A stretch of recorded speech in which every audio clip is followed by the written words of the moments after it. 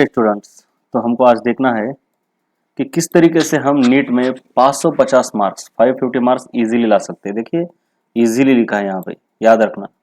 तो इजीली का मतलब इतना है कि सोते सोते तो नहीं, लेकिन ये खास उनके लिए है जो फिजिक्स से काफ़ी डरते हैं, मैथमेटिकली उतने स्ट्रांग नहीं रहते, जिनको पढ़ना है लेकिन फिजिक्स से डरे हुए हैं कि हमारा क्या होगा, फिजिकल केमिस्ट्री से डरे हुए हैं।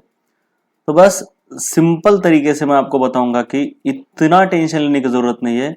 अगर आप में बारीकी से पढ़ने की, थ्योरी को भी अगर बारीकी से पढ़ने की एबिलिटी है तो भी आप 550 मार्क्स थ्योरेटिकल पोर्शन से भी ला सकते हैं। 550 मार्क्स देखिए, देखते हैं हम पिछले साल का पेपर, जबकि पिछले साल का फिजिक्स का पेपर अब तक के नीट में सबसे ज्यादा टफ था, तो उसमें देखेंगे तो हमारा स्कोर करने का जो मोटिव रहेगा वो इस तरीके से रहेगा, क्योंकि बायोलॉजी, उसके बाद केमिस्ट्री, केमिस्ट्री में ऑर्गेनिक और इनऑर्गेनिक ये सब थ्योरेटिकल है, तो उनमें हमको आउट ऑफ स्कोर करना है। तो बायो में आपको स्कोर करना है 340 and it is quite easy. नए ट्रेंड के हिसाब से 340 बहुत इजी है, क्योंकि बहुत सारे ऑप्शंस है लास्ट वाले 15 क्वेश्चन में। और केमिस्ट्री में आपको 160 स्कोर करना है। उसके बाद फिजिक्स में जितना हो सके उतना, अगर आप फिजिक्स में 60 80 भी स्कोर करते हो तो भी आपका देखिए स्कोर कितना जाता है 550। ये उनके लिए है जिनको फिजिक्स उतना नहीं आता, राइट। 580 हो जाता है एक्चुअली। देखेंगे कि सब कुछ कैसे है। सबसे पहले तो इसमें एजम्पशन ये है कि आप बारीकी से थ्योरी पढ़ना चाहते हैं, मेहनत करना चाहते हैं, तो बायो में आपको 340 आ ही सकते हैं। केमिस्ट्री में 160 कैसे, ये देखेंगे हम। अब सबसे पहले तो ऑर्गेनिक, इनऑर्गेनिक और फिजिकल, इसमें से डिफिकल्ट पार्ट आपका रहेगा बस फिजिकल। मैं आपको यह बताऊंगा कि फिजिकल में भी आपको केमिस्ट्री में टोटल सिर्फ 8 से लेकर 9 प्रॉब्लम ही रहते हैं, सिर्फ 9। अब नए पैटर्न के हिसाब से क्योंकि क्वेश्चंस की संख्या बढ़ गई है तो प्रॉब्लम भी 9 है। पहले 8 आते थे, 9 से 10 मानेंगे। ऑर्गेनिक पूरा थ्योरेटिकल है, इनऑर्गेनिक तो बस पूछो ही मत, स्ट्रेट फॉरवर्ड क्वेश्चन रहते इसमें। हाँ, फिजिक्स में बहुत सारे प्रॉब्लम ही रहते, 45 में से नियरली 40-35 तो प्रॉब्लम ही रहेंगे। तो इसलिए हमको ये पूरा सॉल्व करना है, इसको भी पूरा सॉल्व करना है। इसमें से 2 प्रॉब्लम बस डिफिकल्ट रहते हैं ज्यादा से ज्यादा, बाकी के 6-7 प्रॉब्लम आपके बहुत ही इजी होते, डायरेक्ट फॉर्मूला ओरिएंटेड। तो आपके फिजिकल केमिस्ट्री में सिर्फ 2 कट सकते हैं प्रॉब्लम की वजह से, और मान लेते हैं और 2 कट गए। टोटल क्वेश्चंस कितने होते हैं आपको अटेम्प्ट करने 45, उनमें से मान लो 2 चले गए, प्रॉब्लम दोनों के दोनों चले गए, डिफिकल्ट प्रॉब्लम, और 2 चले गए, मान लो एक आसान प्रॉब्लम भी चला गया और एक थ्योरी का भी चला गया, तो भी आप 160 मार्क्स स्कोर कर सकते हैं, राइट। 2 और 2 4 चले गए, और एक मान लो चला गया, चलो, और कहीं से एक कट गया, तो 5 कट गए। 5 क्वेश्चन के 20 मार्क्स गए। अभी भी केमिस्ट्री में आप 160 मार्क्स ला सकते हो सिर्फ थ्योरेटिकल बेसिस पर। और प्रॉब्लम जो कि बहुत आसान है, मतलब आपको फॉर्मूला दिया है, उसके अंदर वैल्यू डालने है, बस इतना नहीं आता तो फिर नहीं हो सकता, वो भी बताऊंगा आपको। तो हिसाब ठीक है। बायो में आपको 360 में से 340 लानी ही है, ये लानी ही है, यानी सिर्फ आपके 5 सवाल गलत हो सकते हैं बायो में। केमिस्ट्री में भी आपके 5 ही सवाल गलत होने चाहिए। 180 में से 160 लाने हैं। और फिजिक्स में कितना ला सकते हैं देखते हैं हम, मैं बताऊंगा आपको प्रॉब्लम दिखा के। पहले ये तो थ्योरेटिकल है, इसको नहीं दिखाऊंगा, पूरे थ्योरी है। अब ये बताता हूं कि आपको 160 कैसे आ सकते हैं। पहले केमिस्ट्री, तो केमिस्ट्री के एक एक क्वेश्चन मैं आपके सामने ला रहा हूं, उसमें से आपको मैं बताऊंगा कि डिफिकल्ट कितने हैं और आसान कितने हैं। चलिए, केमिस्ट्री का ये पहला क्वेश्चन है, थ्योरेटिकल है, ये वाला है आपका क्वेश्चन। ठीक है, मान लेते हैं थोड़ा डिफिकल्ट है ये, चलो थोड़ा डिफिकल्ट है, लेकिन प्रॉब्लम है ये। प्रॉब्लम कितने हैं पहले ये गिनेंगे हम। एक प्रॉब्लम है जो कि डिफिकल्ट, मान लो, चलो ये एक डिफिकल्ट प्रॉब्लम हो गया। मैंने टिक किया हुआ है, चलो ये भी प्रॉब्लम है, लेकिन ये डिफिकल्ट नहीं है। देखो आप, ये एक डिफिकल्ट हो गया बस, ये कुछ भी नहीं है।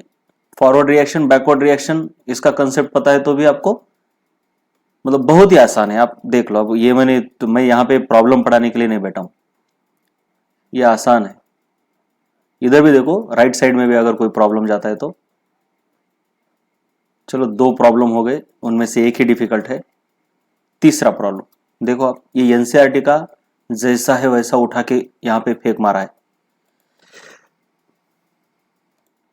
तो ये देखो, ये वाला ऑल इंडिया रेडियो का एक स्टेशन है, फ्रीक्वेंसी दी है आपको, वेवलेंथ निकालनी है। बस आपको बस पता होना चाहिए कि velocity is equal to frequency into lambda, frequency दी है और वेवलेंथ निकालनी है, जो कि एनसीईआरटी के अंदर का प्रॉब्लम है। देखो ये विविध भारती का स्टेशन, एनसीईआरटी का बुक है ये, वेवलेंथ निकालनी है आपको, और ये देखो फ्रीक्वेंसी दी है 1368, उसकी जगह पर क्या दिया है देखो, अरे बाप रे बाप, देखो 1368 वही दिया है। देखो इतना गंदा सवाल है, इतना गंदा सवाल, और क्या चाहोगे?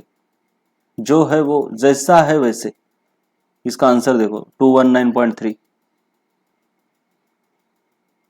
खाली एक चेंज किया है। देखो ऑल इंडिया रेडियो बोला है और वहां पे विविध भारती बोला है, उसका बस अलग नाम यूज किया है, और क्या चाहिए? देखो ये विविध भारती है, बाकी सब Vividh Bharati station of All India Radio, Vividh Bharati की जगह पर a particular station of All India Radio किया है। ठीक है, इतना आसान है, अब कितना बोलो इसके ऊपर। चलो 3 प्रॉब्लम हो गए, उनमें से बस एक ही डिफिकल्ट था।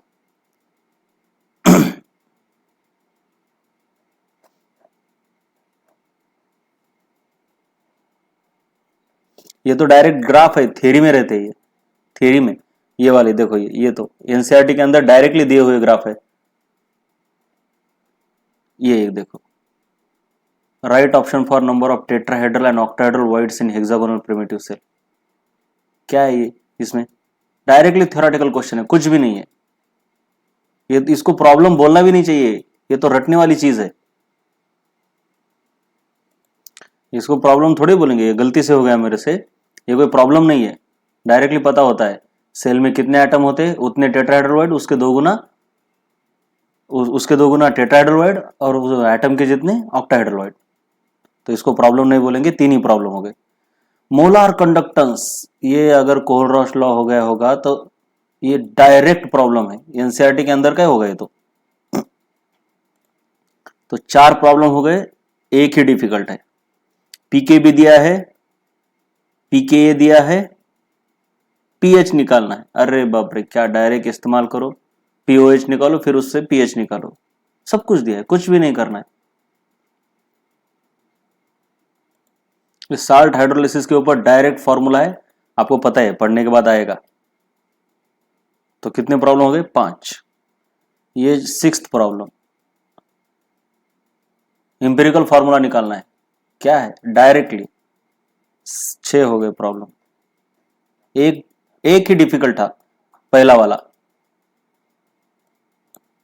चलो स्लोप ऑफ आरएनएस प्लॉट दिया है, ऑर्डर ऑफ रिएक्शन दी है, value of energy of activation. हाँ, इसमें थोड़ा मान लेते हैं कि आरएनएस प्लॉट के अंदर जो स्लोप होता है वो उसकी वैल्यू पता होनी चाहिए, फिर उससे कुछ निकालना है। फिर चलो इसको डिफिकल्ट मान लेते, चलो इसको डिफिकल्ट मान लेते। तो 2 डिफिकल्ट 7 में से। फिर ये डिसोसिएशन कांस्टेंट आपको पता ही होगा, मोलार कंडक्टिविटी दी है, फिर डिसोसिएशन कांस्टेंट निकालना है। कुछ भी नहीं होता इसमें, ये इलेक्ट्रोकेमिस्ट्री में आपको बाद में पता चलेगा। ये लैम्बडा बाय लैम्बडा नॉट से अल्फा निकलता है और अल्फा से के निकलता है, कुछ भी नहीं इसमें। लैम्बडा बाय लैम्बडा नॉट से आपको अल्फा निकालना है, फिर अल्फा निकालने के बाद डिग्री ऑफ डिसोसिएशन आराम से निकलता है, आपको फॉर्मूला पता ही होता है, तो कुछ लॉजिक नहीं इसमें। चलो प्रॉब्लम हो गई 7।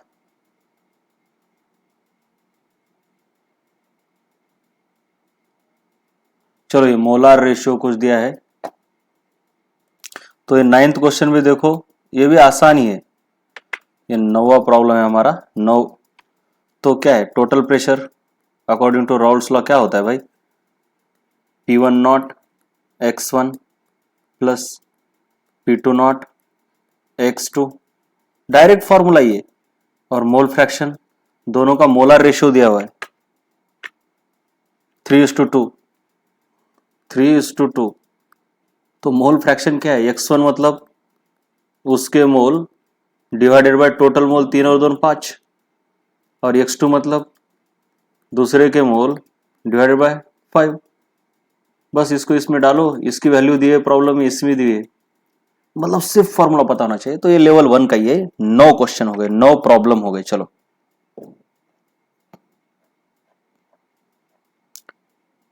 ये 10, ये वाला प्रॉब्लम, ये स्पिन ओनली मैग्नेटिक मोमेंट निकाला है, नंबर ऑफ अनपेड इलेक्ट्रॉन निकालने के बाद होता है। ये भी बहुत सिंपल है, डायरेक्टली है, लेकिन इसको भी प्रॉब्लम ही मान लेते हैं। 10 प्रॉब्लम।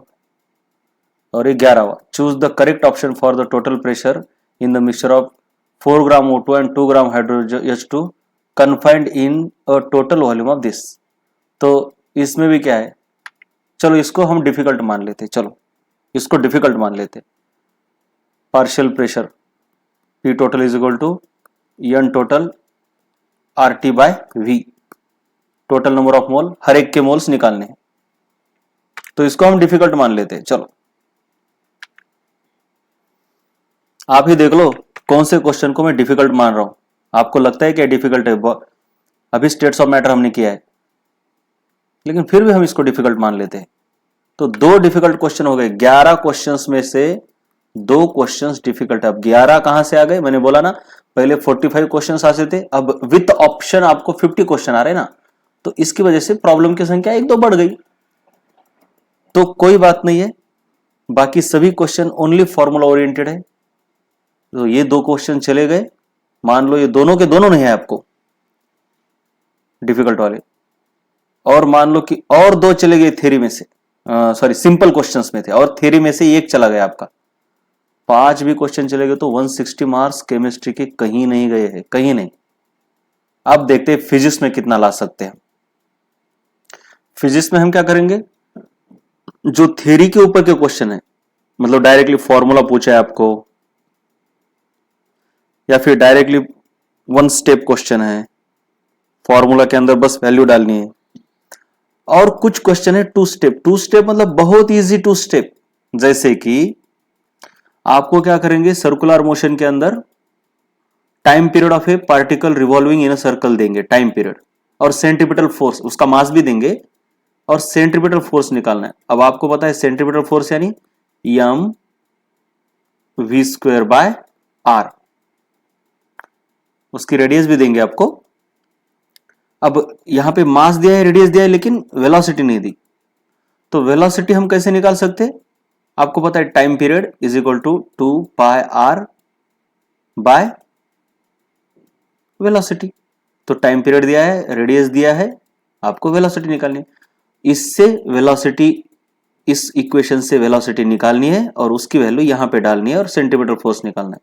ये हो गया आपके 2 स्टेप क्वेश्चन, जिसमें लॉजिक कुछ भी नहीं है, बस आपको एक इक्वेशन से कुछ निकाल के दूसरे इक्वेशन में डालना है। अब इसको भी तो आसानी कहेंगे ना। 1 स्टेप तो सिंपल होता है, 1 स्टेप में क्या करेंगे, मास देंगे, वेलोसिटी देंगे, रेडियस देंगे, सेंटीमीटर फोर्स निकालो। ये क्वेश्चन केमिस्ट्री में बहुत ज्यादा होते हैं। ये 1 स्टेप हो गया, और 2 स्टेप का मतलब तो समझ में आ गया आपको। तो मैंने 1 स्टेप और 2 स्टेप इन दोनों को थोड़ा आसान समझा है, और लॉजिक जिसमें लगाना है उनको डिफिकल्ट में लिया है, राइट। तो आप ही देखो यहां पे एक पैरेलल प्लेट कैपेसिटर वाला क्वेश्चन दिया है, और आपको एनर्जी स्टोर निकालनी है। तो पहला फॉर्मूला होता है आपका हाफ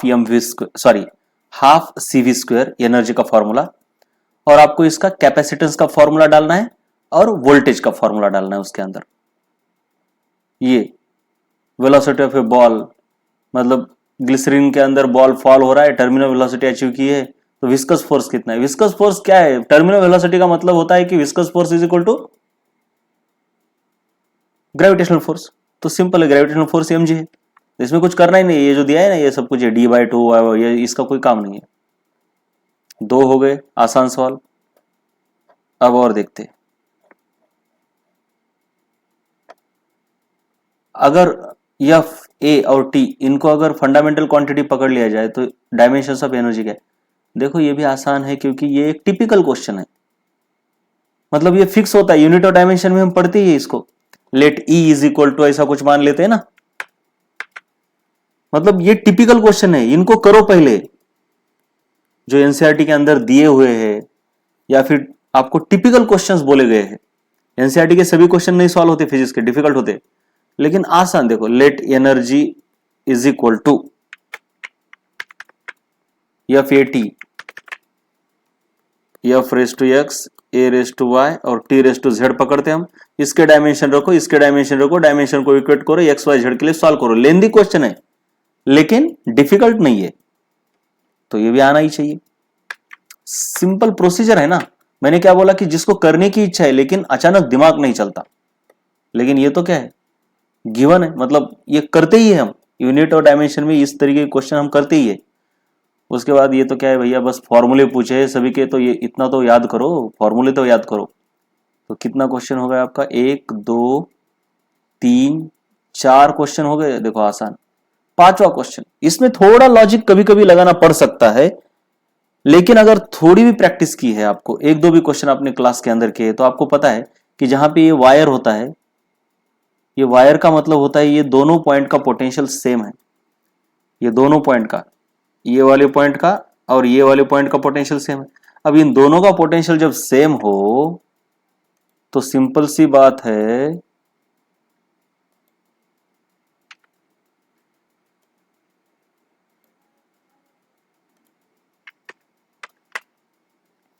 सिंपल सी बात है,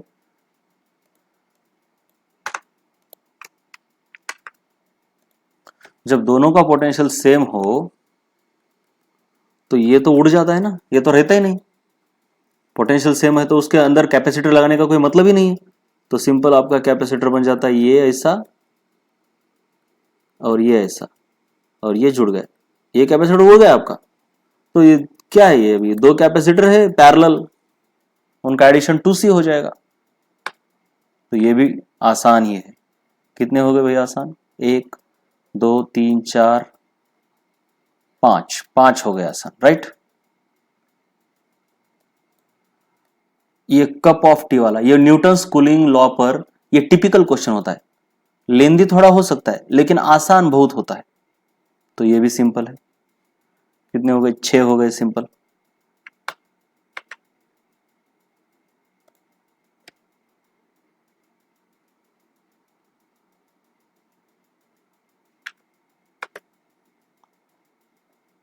चलो इसको डिफिकल्ट मानते हैं हम, इसको भी डिफिकल्ट मानते हैं। देख लो, जिनको जरा भी दिमाग लगाने की जरूरत पड़ रही है उनको मैं डिफिकल्ट मान रहा हूं। चलो ये है।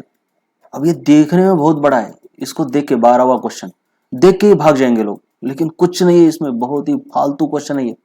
इसमें क्या करना है, ये अलग अलग एलिमेंट के अक्रॉस वोल्टेज दिया है, तो इसमें से पहले नेट वोल्टेज निकालना है आपको, जिसका फॉर्मूला होता ही है स्क्वायर रूट ऑफ, पता ही है ना आपको, ये वाला फॉर्मूला। मतलब बहुत, सबसे पहले V निकालो, जो कि डायरेक्टली होता है VR square plus VL minus VC whole square. इसमें से ये वोल्टेज निकल जाएगा जिसको कि हम V0 बोलते हैं। तो impedance is equal to V0 divided by I0।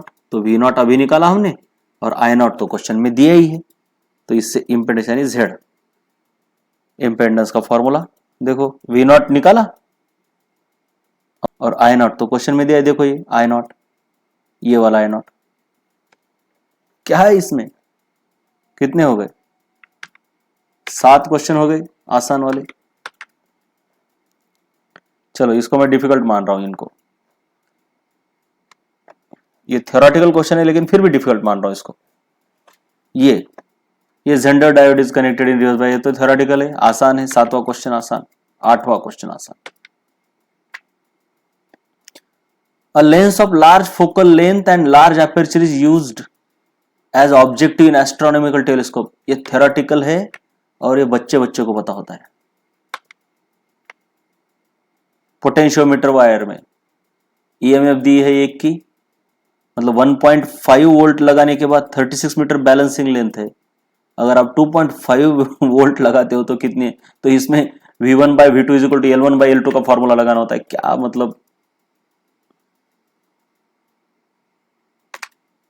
पहली वाली लेंथ दी बैलेंसिंग लेंथ बोलते हैं, जैसे गैल्वेनोमीटर में होता है ना, सॉरी ये व्हीटस्टोन ब्रिज में, वैसे ही है E1 by E2 is equal to L1 by L2। इस तरीके का कुछ फार्मूला, बहुत आसान फार्मूला है, मतलब बस रेशियो लेना है आपको, सबके वैल्यू दिए, पहला वोल्टेज दिया है, दूसरा वोल्टेज दिया है, पहली लेंथ दी है, दूसरी लेंथ निकालनी है, आसान वाला है। इसको मैं थोड़ा डिफिकल्ट मान रहा हूं। The escape velocity from the earth surface is v, the escape velocity from the surface of another planet having a radius 4 times that of earth and same mass. मतलब ये v1 बाय v2 जैसे होता है ना ये question, अरे ये भी बहुत आसान है बेटा, मतलब फिर भी मैं इसको थोड़ा डिफिकल्ट ही मान रहा हूं। देखो एस्केप वेलोसिटी का फॉर्मूला क्या है, स्क्वायर रूट ऑफ 2g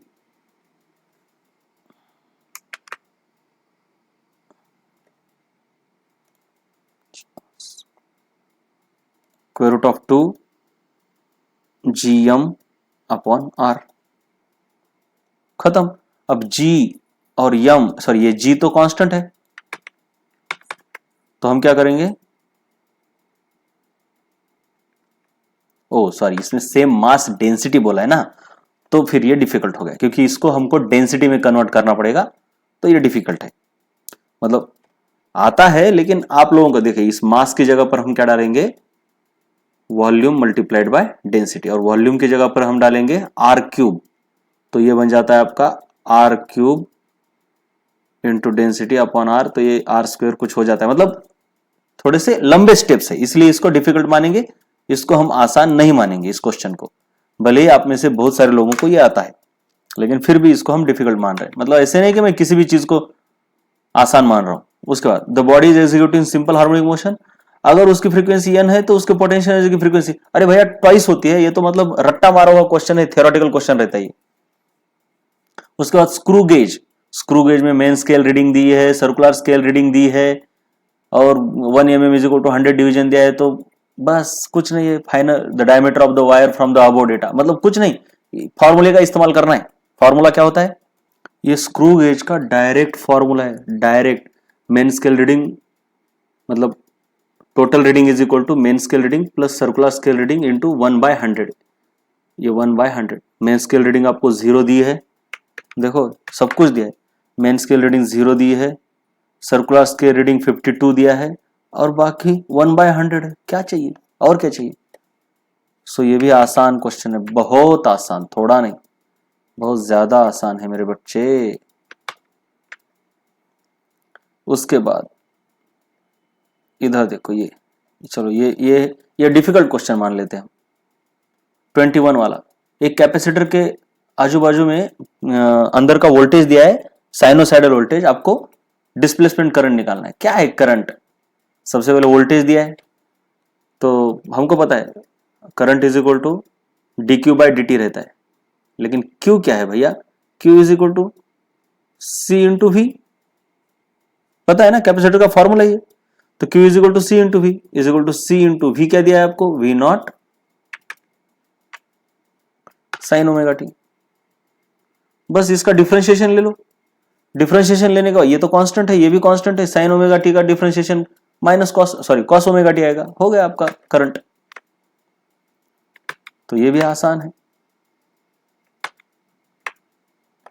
मतलब क्या है, डायरेक्ट है ना, आपको current is equal to D Q by D T है और Q is equal to C V है, बस दो फॉर्मूले यूज, मैंने बोला ना 2 स्टेप वाले क्वेश्चन है कुछ, कि इसमें से इसको निकालो फिर इसको इधर डालो, बस। पोलर मॉलिक्यूल्स पोलर क्यों होते हैं, क्या है इसमें, बहुत आसान है, बहुत ज्यादा आसान है, बहुत ज्यादा आसान, थ्योरेटिकल है। तो 13 हो गए। ये वाला देखो, the number of photons per second on an average emitted by the source, फिर उसकी पावर वगैरह दी है, तो नंबर ऑफ फोटॉन्स निकालने हैं हमको। तो इसका अगर फॉर्मूला पता है तो बहुत आसान है, नहीं पता तो डिफिकल्ट है। फॉर्मूला क्या होता है,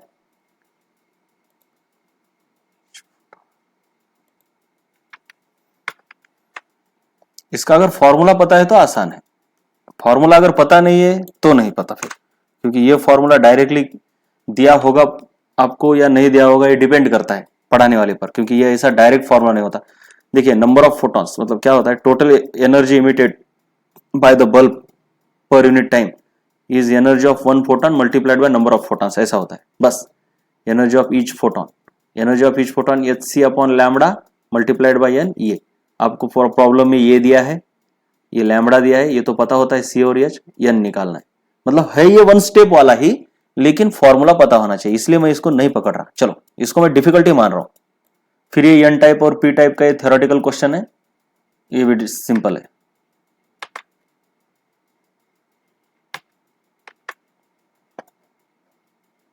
ये स्प्रिंग वाला, ठीक है, ये एक्चुअली आसान है, लेकिन फिर भी मैं मान लेता हूं ये डिफिकल्ट है। चलो थोड़ा मीडियमली डिफिकल्ट है, क्योंकि सबसे पहले पहली कंडीशन से आपको के निकालना है और उस के को टाइम पीरियड के फॉर्मूले में डालना है।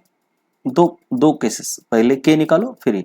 हम क्या करेंगे, जो बहुत थोड़े मीडियम है उनमें से क्या करेंगे, हम मान लो कि 10 मीडियम है, तो उनको एक करके दोनों में से एक, हमको तीन मीडियम में से एक तो आ सकता है, इतना तो दिमाग हम लगा सकते हैं। 3 मीडियम में से एक आता है, मतलब 10 अगर मीडियम क्वेश्चन है तो उसमें से हमको 3 तो आनी चाहिए, लेकिन फिर भी मैं नहीं पकड़ रहा इसको। चलो हाँ चलिए, nucleus of mass this breaks into, चलो the total gain in binding energy. ये सॉल्व करने के बाद ना बहुत ही आसान है, बहुत ज्यादा आसान। जब ये चैप्टर आप करोगे ना तब समझेगा आपको कि कुछ भी नहीं है इसमें, सिंपल एडिशन मल्टीप्लिकेशन करना होता है इसमें। उसके बाद ये तो फॉर्मूला ही है बेटा, क्या करोगे अब, इससे और आसान क्या चाहिए। तो 2 क्वेश्चंस हमारे आसान आ गए, 15th और 16th। चलो अब ये सभी मैं डिफिकल्ट पकड़ रहा हूँ, बहुत डिफिकल्ट पकड़ रहा हूँ। वैसे तो ये डायरेक्टली फॉर्मूला भी होता है कभी कभी दिया हुआ, अगर फॉर्मूला याद है तो फिर तो कुछ नहीं, बल्ले बल्ले। उसके बाद ये भी, चलो ये भी डिफिकल्ट मान लेते, आप देख लो, अगर आपको आता है तो अच्छी बात है, लेकिन फिर भी मैं इसको डिफिकल्ट मान रहा हूँ। हाँ ये वाला, अरे क्या रेडियो डिके करवाओगे यार। देखो क्या है, सीक्वेंस बतानी है आपको। एटॉमिक नंबर 1 से कम हुआ है, 1 से कम हुआ है यानी बीटा पार्टिकल, राइट। मतलब एक इलेक्ट्रॉन कम हुआ ना तो बीटा पार्टिकल निकला। फिर एटॉमिक नंबर यहां से यहां 2 से कम हुआ यानी अल्फा पार्टिकल निकला। फिर एटॉमिक नंबर 1 से बड़ा है तो यानी बीटा माइनस पार्टिकल निकला, सॉरी बीटा प्लस वाला निकला। मतलब कुछ भी नहीं है, बहुत आसान होता है ये तो। कितने हो गए, 17। अरे और कितने चाहिए आसान, बस दिमाग को शांत रखना होता है। गड़बड़ गड़बड़ गड़बड़ कर लेते हैं, उससे दिमाग हावी हो जाता है और आसान सवाल भी आपको नहीं आते। ये इनफाइनाइट, ये देखो इस सवाल को देखेंगे पहले, देखो नीचे कुछ है क्या, ये तो डिफिकल्ट मान रहा हूं मैं। ये रे बाबा क्या है, ये डायमेंशन निकालना है कुछ। अब इतना भी भद्दा कौन होगा कि जिसको डायमेंशन नहीं आते 11th क्लास में। अगर पढ़ाई नहीं है 11th क्लास में कुछ तो डायमेंशन नहीं आएंगे, लेकिन डायमेंशन निकालना, ये देखो बेटा क्या है ये, ई मतलब है एनर्जी, जी है आपका, जी कुछ पता है ना आपको क्या होता है, तो ई बाई जी के डायमेंशन निकालने। इससे आसान सवाल तो डालना भी नहीं चाहिए, डालना भी नहीं चाहिए। अब यहां पे देखो, सबसे पहले तो इस क्वेश्चन को देख के, 33rd क्वेश्चन है, इस क्वेश्चन को देख के ही फट जाती है, लेकिन बहुत आसान है। ये दिखता है बहुत बड़ा, लेकिन इसमें कुछ भी करना नहीं है। आपको सबसे पहले एक करंट दिया है, वेलोसिटी दी है, और ये सबसे करंट दिया है ना, तो करंट के इस्तेमाल से इस पॉइंट की वेलोसिटी निकालो पहले। 2 स्टेप वाला प्रॉब्लम है लेकिन आसान है। 2 स्टेप वाली प्रॉब्लम समझो बेटा, 2 स्टेप वाली प्रॉब्लम आ सकते हैं बहुत ज्यादा। आपको क्या करना है, आपको इसके ऊपर लगने वाला फोर्स निकालना है, इस इलेक्ट्रॉन के ऊपर। तो force is equal to Q V B रहता है। अब क्यू दिया है, इलेक्ट्रॉन का पता ही है क्यू, हमको वेलोसिटी दी है। मैग्नेटिक फील्ड निकालिए, यहां की magnetic field Biot Savart law से निकाल सकते हैं हम। लेंथ दी है, ये करंट दिया है, तो मैग्नेटिक फील्ड का फॉर्मूला होता है कुछ constant into mu by L, अब मुझे याद नहीं आ रहा उतना, जो भी फॉर्मूला है, मतलब इससे हम बी निकालेंगे और इसको इधर रखेंगे, बस हो गया काम। तो ये भी आसान है, मतलब करंट से पहले मैग्नेटिक फील्ड निकालो, मैग्नेटिक फील्ड यहां डालो और फोर्स निकालो। अब गुणाकार भागाकार तो आता होगा, इतना तो चाहिए ही। उसके बाद half life of radio active nuclei is 100 hours, the fraction of original activity, ये भी आसान है, ये भी बहुत आसान है। हाफ लाइफ दी है, के निकालना है।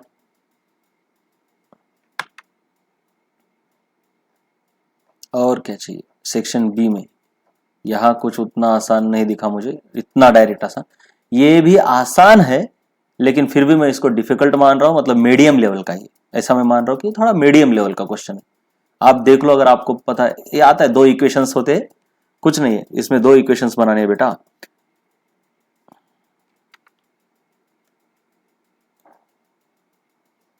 फिर भी मैं इसको डिफिकल्ट में रख रहा हूं, फिर भी मेरा तो मन नहीं कर रहा, लेकिन क्या करूं, मन नहीं कर रहा, लेकिन फिर भी इसमें क्या है, एक तो सबसे पहले किरचॉफ्स लॉ को ले लो, उससे क्या है, I1 is equal to I2 plus I3, आपको पता ही है। और उसके बाद ये इनका रेशियो इनके रेजिस्टेंस के उल्टे रेशियो में रहता है, मतलब I2 upon I3 is equal to R3 upon R2 रहता है। निकालो इससे जो भी निकाल सकते हो फिर, लेकिन फिर भी मैं इसको आसान वाले क्वेश्चन में नहीं डाल रहा, मीडियम में डाल रहा हूं। चलो ये सभी अभी डिफिकल्ट मान रहा हूं मैं इनको।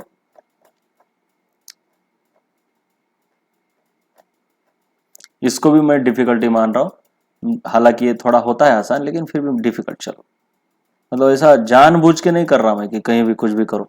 चलो तो देखो भैया, आसान क्वेश्चंस, आसान फिजिक्स में 20 क्वेश्चन है आसान, 20 क्वेश्चन आसान है। अब 20 अगर आपको आ गए तो आपको 80 मार्क्स आते हैं, ठीक है।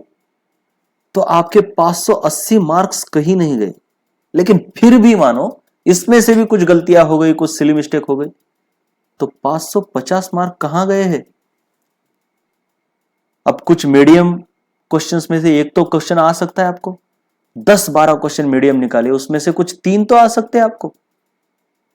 चलो मान लो वो भी नहीं आए, तो भी 550 मार्क्स एक्चुअली कहीं नहीं जाते, लेकिन फिर भी अच्छों को ये नहीं हो, मतलब ये मार्क्स नहीं गिरते, क्योंकि वो इस तरीके से सोचते ही नहीं है। आपको देखना है कि आप किस फील्ड में स्ट्रांग है, उसको पहले 100% करो, उस फील्ड को। उसमें से एक भी सवाल गलत नहीं होना चाहिए, एक भी बायो में अगर एक भी आपका गलत होता है तो आपको उसके ऊपर सोचना चाहिए। बस इस तरीके से सोचा नहीं जाता। मैंने कई सारे बच्चे देखे कि उन्होंने 4-4 फिजिक्स के क्वेश्चन सॉल्व किए, 4-4 बुक्स सॉल्व किए उसके ऊपर, लेकिन फिर भी ऑन द स्पॉट एग्जाम में वो प्रेशर लेते हैं। 1-2 क्वेश्चन डिफिकल्ट दिखाई दिए, डर जाएंगे, अरे बस ये तो क्या पेपर है क्या। ये डर सबसे भयानक चीज होती है बेटा, इसलिए डरना नहीं है। पहले 2-3 क्वेश्चन देख के ना घबराना नहीं है, या ऐसे क्वेश्चन कुछ हो जाते तो उससे घबराना नहीं है। तो मैं तो कहता हूं कि 550 मार्क्स किसी भी मेहनत करने वाले को गिर सकते। आपके सामने मैंने पूरा पेपर रखा था, मैंने कुछ छुपाया नहीं है। अब अगर आपको लगता है, अब इसमें अगर आपको कुछ गलती लगती है कि मैंने गलती से किसी डिफिकल्ट क्वेश्चन को इजी बोल दिया, तो मुझे मिलो, मुझसे बात करो, मैं आपको समझाऊंगा कि किस तरीके से उसको मैंने इजी पकड़ा है। लेकिन ध्यान देके इस वीडियो को ठीक से देखो, क्योंकि it can change your life. मुझे तो लगता है कि 550 मार्क किसी को भी गिर सकते, बस खुद के दिमाग के ऊपर काबू रखो, वाइब्रेट मत होना। फाइनली एक काम करना है आपको, इस वीडियो में जो भी बताया गया है वो अगर सच लग रहा है तो कमेंट में उस तरीके से लिखना है आपको, और अगर सच नहीं लग रहा तो वो भी लिखना है, मतलब क्या सच नहीं लग रहा, कहां पे गलती है, आपने सर इस प्रॉब्लम को खाली पीली में ही आसान बोल दिया, ये तो डिफिकल्ट है, जो भी। और अगर ओवरऑल बिल्कुल सही लग रहा है मैं जो बोल रहा हूं, अगर इस तरीके से आपने कभी सोचा ही नहीं था, कुछ नया ही आपको अगर वे मिला हो इस वीडियो से, तो वो भी लिखना है कि हाँ सर ये तो आपने बहुत बढ़िया कर दिया, ऐसे तो हम सोचते ही नहीं थे। जो भी आपको लगता है वो लिखना है, लिखना इंपॉर्टेंट है, क्योंकि एक दूसरे के कमेंट पढ़ने के बाद भी आपका कॉन्फिडेंस बूस्ट हो सकता है। इंपॉर्टेंट, सीरियसली लिखना है, ऐसे कुछ फालतू नहीं लिखना है। देखो अब, चलो ओके।